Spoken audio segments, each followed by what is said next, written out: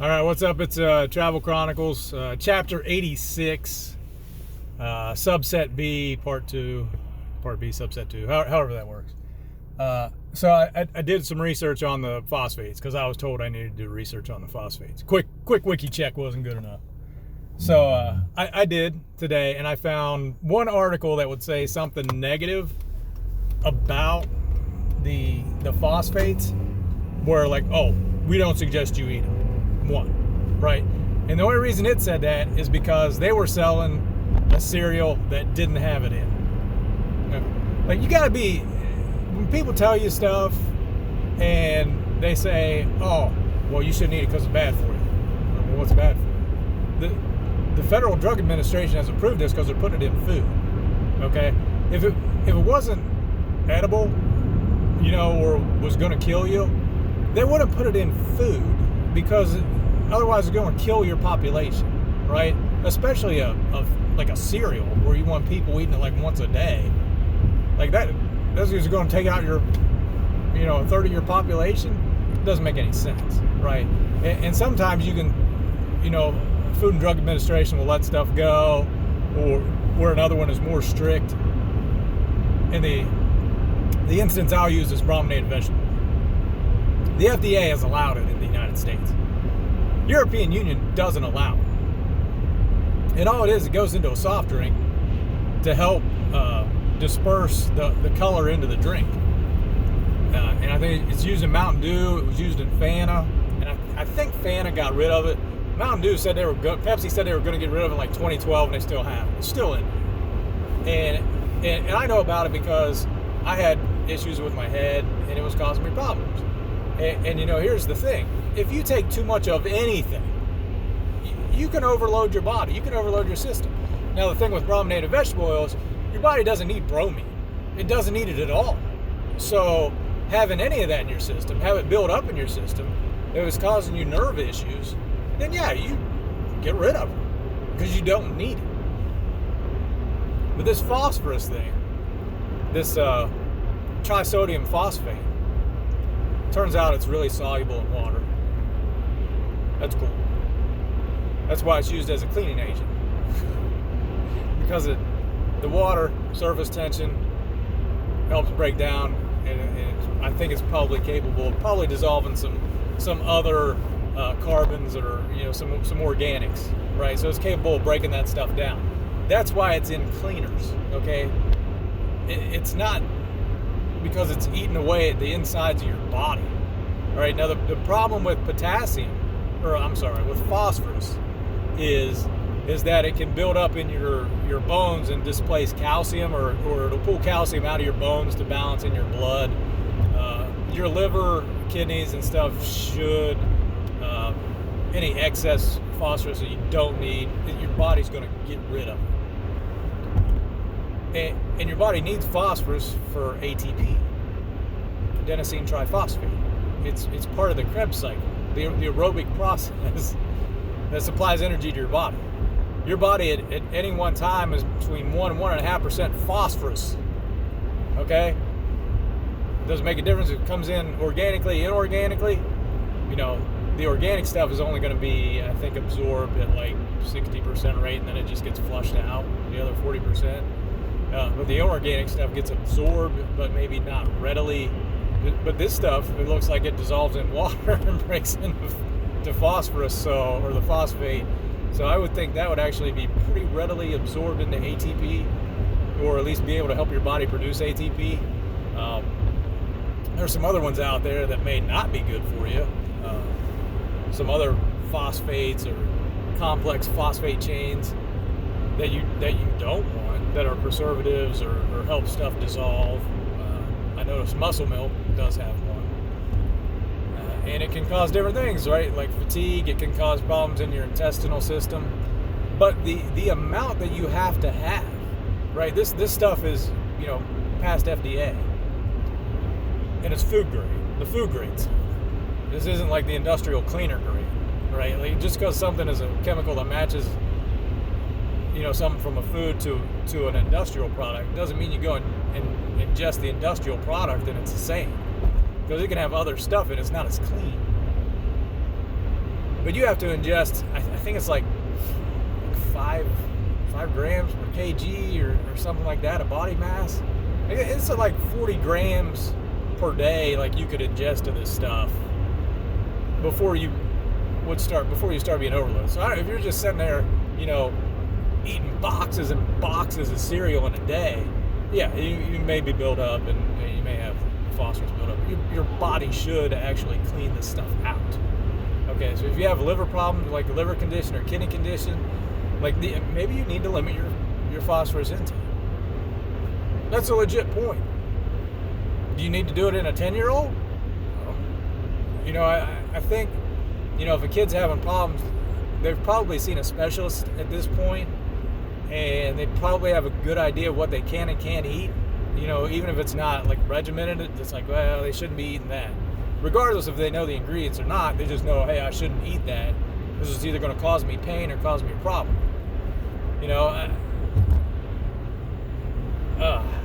Just the all or nothing. Don't do this, don't do that. It's like I used to have that attitude.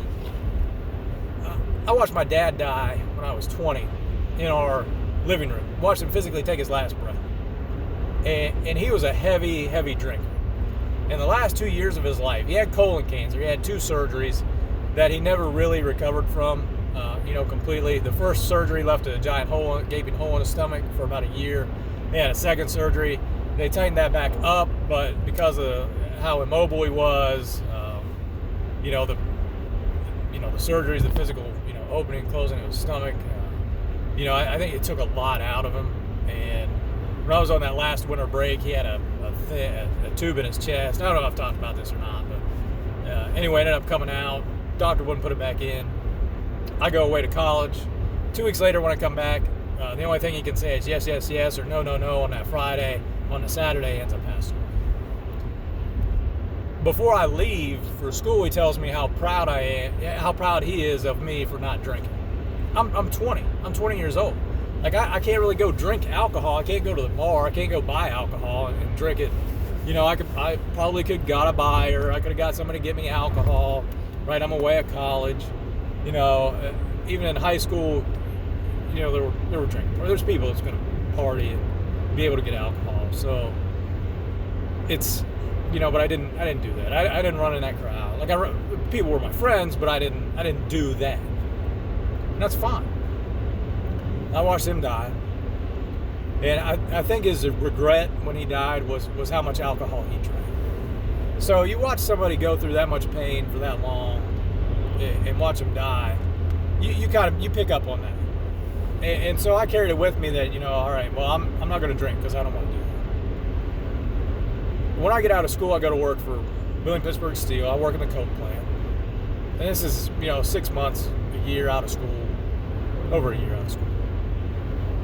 And, 3 years after my dad's passed. And, one of the operators there, it's like, hey, you drink? I was like, no, I don't drink. I watched my dad die from it. I'm not drinking. And he was like, hey, I'm going to paraphrase here because I'm not sure exactly what he said, but the gist of it was, you cannot drink, something's going to get you. Something's going to end you in this lifetime. And you can choose to eat this or not eat that and think that you're being the healthiest, most strict person in the world. And that's great. That's great. But you don't know everything. And something, you're going to miss something, or you're going to be, so restrictive in a vegan diet that you're not going to get some type of vitamin or mineral. Your body's going to become imbalanced, and you're going to start taking a supplement or some type of prescription from the doctor. Or even if you live to 90 or 100 because you ate that certain way. Eventually it's going to give out. Like, are you just looking for years? Are you looking for life in your years? It takes a lot to be balanced in life. And you can be restrictive. You can say, I'm not going to eat this. I'm not going to eat that. And at the end of the day, you just have to be happy with your choices. It's not about eating this or not eating that, you know, when it's your time, it's your time. I mean, you could be the healthiest person in the world and get hit by a bus, right? Or have a meteor land on your head out from outer space. What all that gets you? You know, when it's the gist of it was, when it's your time, it's your time. And you can try to do things the right way. But in life, the older I get, the less there's a right way necessarily. And it's just, you know, try to not do the wrong things, like the way wrong things. And just because somebody's saying, well, that's wrong, you don't want to do that, well, you don't want to do that, eventually you'll lose all of your options. You got to make decisions on your own of what you can and can't do, of what's good for you or not good for you, or what you're willing to live with or not willing to live with. And if it's, you know, a little bit of pain because, you know, you're staying healthy and upright, then that's one thing. You know, I'm still not an alcohol drinker, right? I never will be. But, you know, nothing good in my life's come from alcohol. You know, I can sit here and say that at 43 years old. And I'm not sitting here going, man, I wish I'd drank more. You know, I'm not saying that. Am I saying I wish I'd eat something different? Not really. Could I have cancer or something else? Sure. We all could. I worked in chemical plants or chemical industry. You know, granted it was mostly steel and aluminum, but you're around fluorides and aluminum. You know, carbon black, around, you know, toluene, solvents. You know, there's no limit to what you're exposed to say that you didn't get cancer from that, from your environment. You know, to sit here and say, well, you didn't eat enough lettuce, you didn't eat enough celery, you ate too many Twinkies, and that's what killed you. I don't know. You know, maybe at the end of the day, God will have all that laid out. It's like, well, here's what got you. Something's going to get you. That's all there is to it.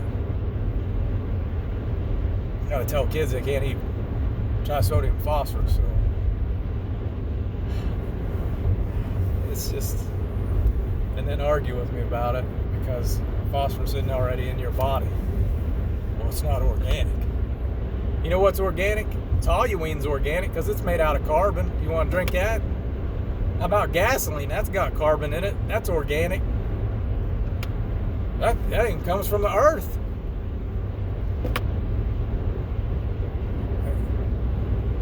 Too much of anything can kill you, even if it's something that's good for you, supposedly good for you.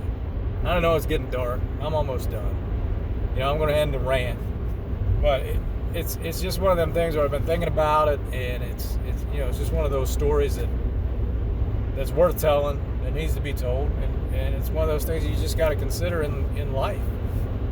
What are you willing to trade for what you're doing? And if you want to lose weight, it comes down to caloric deficit, 100%. Like, you gotta expel more than you're taking in. That's how you lose weight. There's not a magic pill out there. There's not a magic diet out there, right? If you diet, you change what you're taking into your body. The keto diets, the Atkins diets, whatever diet it is, it's restricting a part of what you normally eat, right? Well, you got to take out the sugars. You got to take out the carbohydrates. Okay, if that's like 500 calories of what you normally eat a day, that's how you're getting into the caloric deficit. This isn't rocket science. Just because you're eating a ton of fat and butter, if you eat a bunch of that, you know, more than the calories you're burning off, you're still going to gain weight. That's how it works. It's math. You're not going to poop it out. It's not going to magically dissipate off of your body. And you got to work. You got to be willing to work out. You got to watch what you eat. And that's it. But, you know, even that's not going to save you. It just may make your life more enjoyable, right? Easier to get around. You feel better about yourself, where you can go out and do a physical activity if you want to, and not have a bunch of aches and pains.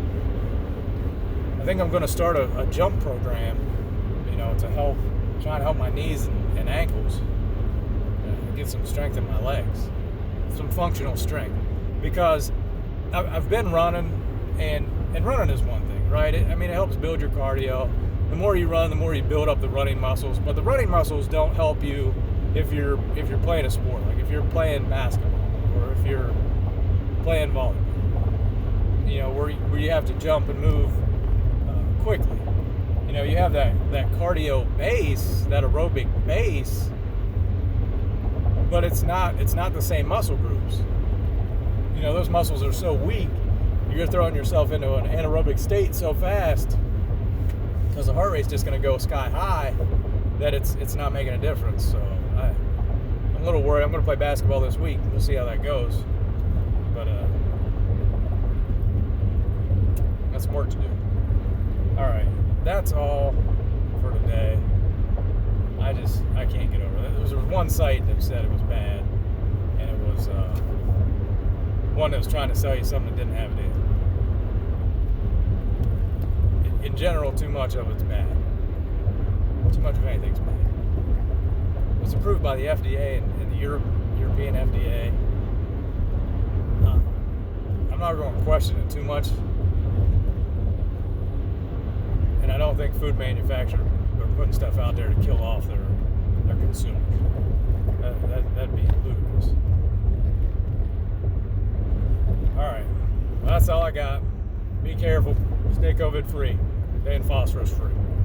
But you need it. You can't get rid of it completely, because you need it. You also need calcium. All right. Later.